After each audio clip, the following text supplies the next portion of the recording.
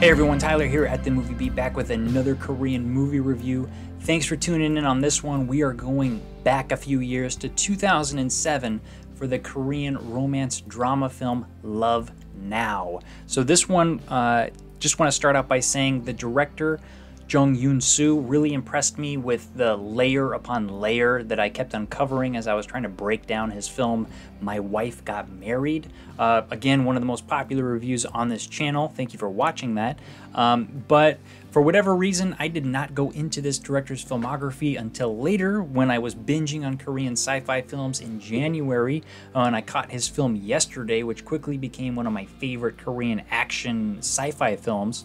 So I was like, hey, I'm going to check out whatever else this guy's got. So please check out my exploring this director's video if you want more thoughts on just why I picked it. But there were two other of his films that I hadn't seen. One was Love in Between and the other Love Now. This one that was chosen to review by my Patreon supporters. Thank you so much. I won't say how many votes that it got, but it won by one. So maybe you guys can guess how many votes there was. Let's take a look here.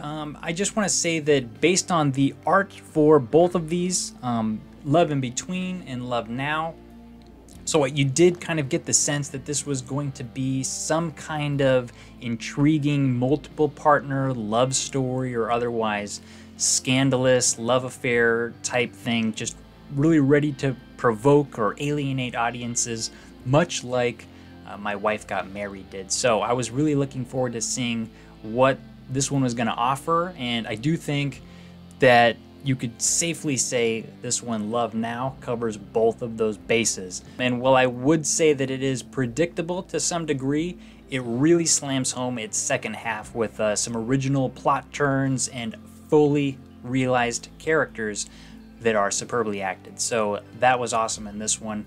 Let's get into the story a little bit, and I think the most interesting part is describing kind of the dynamics between these two different couples and just how that sets everything up. So I kind of did a little bit further reading into that wasn't initially clear on viewing, so this might be a little bit more fun if you guys have seen this one already.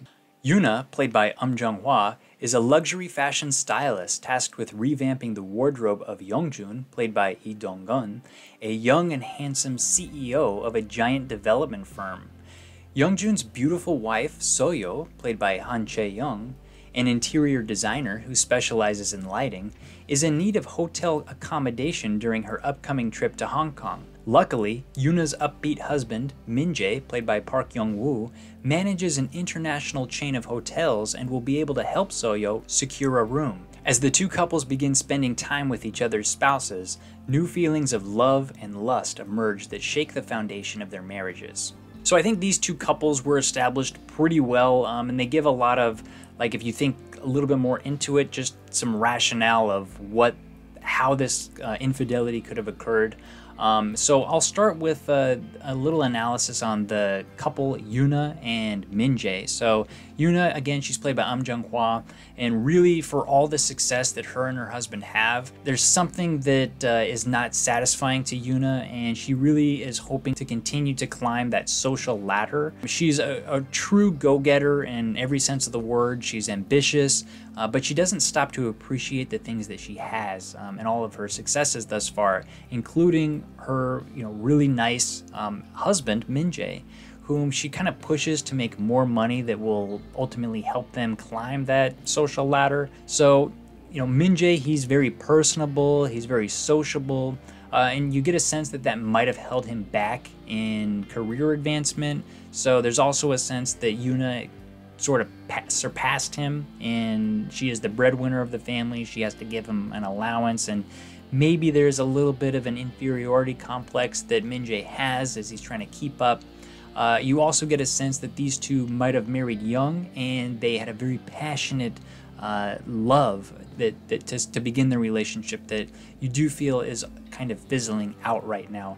So Young-jun, on the other hand, is married to Soyo. So this is a completely different type of relationship, very interestingly established. So he's that young CEO of that development firm.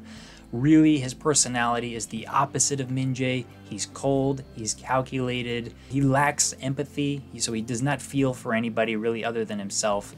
And you do feel like that helped him advance his career in some ways. That's why he is so young, so successful, and he's handsome to boot. On paper, his wife is great. She's career-oriented, she's beautiful, she's artistic, and she's successful at what she does. But Young-joon seems disinterested in her or dissatisfied for whatever reason. You do get the sense that their marriage might have been arranged because Soyo was said to have come from a very wealthy family. Maybe she was pushed into, marrying the CEO, kind of a power couple thing. You get a sense also that there has been zero passion in this relationship from the beginning. So that has kind of always been a struggle for these two. So it does become very clear in this film, Love Now, that there will be a kind of coincidental partner swap that's going to happen, because the first scene these two couples meet, and you got the glances, you got the little innuendos, something's going to be going down. Unfortunately, I thought that this all started out very awkwardly, and it seemed like either the actors weren't comfortable with the script, the dialogue, the direction seemed a little bit lacking confidence. So I initially really hoped that this was an intended awkwardness to emphasize that future love connection that I knew was going to happen later when the partners got swapped, and that somehow that vibe would feel more natural and balanced later when that happened. Unfortunately, that awkwardness lasted a bit longer than I can really make that argument for the intendedness of the awkwardness, if that makes sense. But this movie does eventually end up on a more confident and more comfortable footing later in the film when these characters do become more realized. So thank God that happened, because it is worth if you can stick with it. But during that awkward stage of this movie, Love Now, characters get to visit some interesting and fun locations. These include a boxing nightclub where Yuna gloves up for a drunken round of sparring with Young-joon. So it's kind of easy to see how they fall for one another. Yuna infatuated with this young, handsome CEO's success, his power, his status. And Young-joon is kind of falling for this trendy stylist's passion. She's got this boisterous spirit that his wife lacks. So really the exact qualities that both of their partners are lacking. So, a little bit contrived, but it's obvious. Meanwhile, Min Jae, Yuna's husband, he's out there strolling through the neon-lit streets of Hong Kong's shopping districts with Soyo. They're flirting, they're happily joking around, really throughout the night. This is something that is literally not possible with their current spouses, who are more serious and they're just so career-driven that fun side is kind of gone. So this very coincidental partner swap feels pretty contrived, but it makes up most of those awkward stages, and it's kind of necessary to establish. Really, the most interesting part of this movie, Love Now, is when the couples reunite after that night of infidelity. The night where everything goes down, all of a sudden they're back with their partner. I'm like, whoa, okay, so I'm genuinely curious at this point how the couple's secrets would affect the relationships moving forward. Would they confess? Would they hide until it's unwillingly just out in the open? Would they regret what they did? Would they continue to do what they did? Would they kind of be like a rinse-repeat type thing? Everything was up in the air. There was clearly a proverbial elephant in the room at all times, and how things were going to go down, when they were going to address it, it was only a matter of time. So I really liked that aspect of the film, and that new felt love does manifest itself very differently in each of the characters. So that was interesting, and just seeing how and which path that they would walk as they worked through a lot of those inner emotions. I think that was portrayed really well in this movie.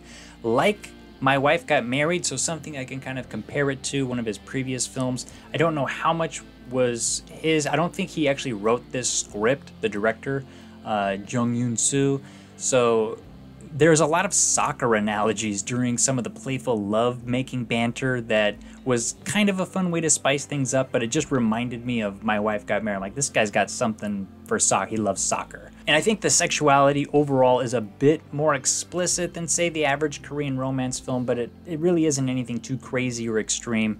You know, you just not really sure what to expect when this is the kind of promotional material that you get. And while this movie does not have the happiest of endings, I was very happy with it. I liked the approach that this movie took. It does get, from its earlier contrived state, the movie gets a little bit more interesting and fun to follow with the path that the characters take, and then all of a sudden it'll turn to be really contrived again, but it does end up on a very honest place. And it took a little bit long to get there, but I really enjoyed my time with these characters, despite, you know, everything that was going on. I think that they all evolved in ways that you think you know what they're going, and then they kind of pull it back, and then they go into a different direction, and then they pull it back. And it felt honest in that way. So if you can get over that initial awkwardness, this movie becomes a really decent watch as long as the cheating doesn't just flat out anger you or turn you off.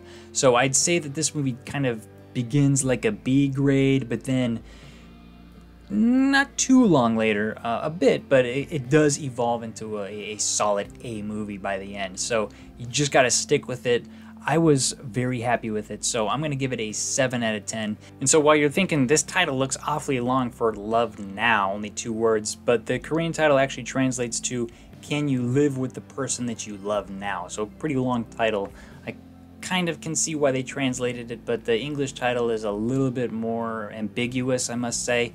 I do think that Korea makes some awesome romance films. We see a lot of comedies, a lot of melodramas, just a lot of erotic movies in general, but I don't think we see a lot that are more like this film, that aren't necessarily tragic love stories, but they are darker and realistic portrayals of love and kind of how it manifests itself in mysterious ways. Some of the ways that maybe modern couples, some things that people are going through. You know, we know divorce is a very big part of our lives, and we don't really get to see that play out a lot on screen in ways that is very enjoyable. And I think this plays out in a way that is very watchable. It's not like Blue Valentine, knife in the heart. It's actually, you know, a pretty enjoyable way to address this dark topic. So I think it definitely deserves a place in some of the better Korean romance films, despite its off-putting subject matter. So definitely let me know what you guys think of this movie Love Now if you get a chance to see it. Very curious to hear other people's thoughts. I know it's a little bit perhaps hard to track down because it is from 2007, but I bet some people out there have seen it, so let me know for sure. As always, if you guys like this stuff, please like and subscribe. As always, I'm here if you need me, so please let me know if you have any questions, comments, or concerns in the comments below. Until next time, I'm Tyler here at The Movie Beat. Keep watching movies.